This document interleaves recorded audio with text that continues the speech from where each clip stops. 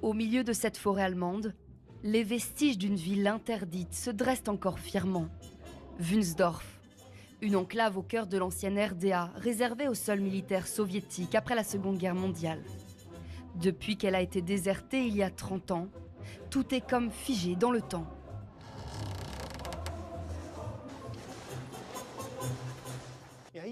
Cette fresque est l'une des rares choses encore en bon état. On y voit des cavaliers soviétiques, des avancées scientifiques avec des avions et des fusées, que des choses positives à la gloire de l'URSS.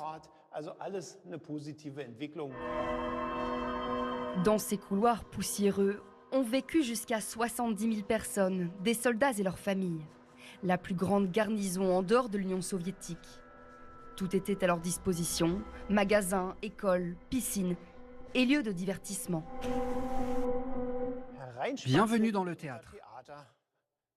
Malgré les années, le théâtre est encore dans un état exceptionnel. Rien n'a bougé. Même le logo des forces armées soviétiques est toujours là.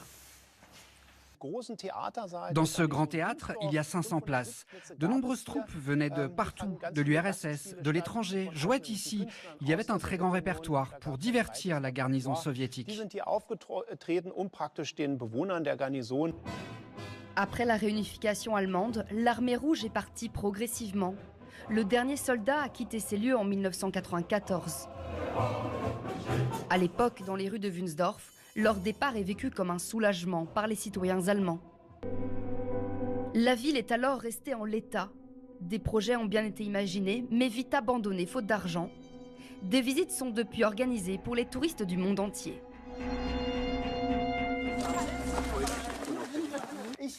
Passez par ici pour entrer. Aujourd'hui, c'est cet immense bunker nazi récupéré par les soviétiques qu'il parcourt, à 14 mètres sous terre. Un centre de communication construit à la fin des années 30 sur ordre de la Wehrmacht. Les nazis ont essayé de faire exploser ce bunker à la fin de la guerre, mais ça n'a pas fonctionné. Alors les soviétiques ont saisi l'opportunité de le réutiliser. Parmi les visiteurs, des Allemands de l'ex-RDA, curieux de découvrir ce patrimoine secret.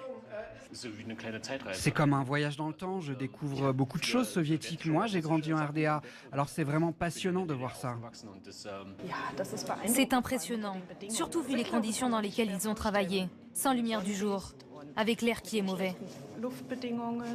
L'abri est un impressionnant dédale de couloirs et de pièces, dont certaines restent encore des inscriptions en cyrillique sur les murs.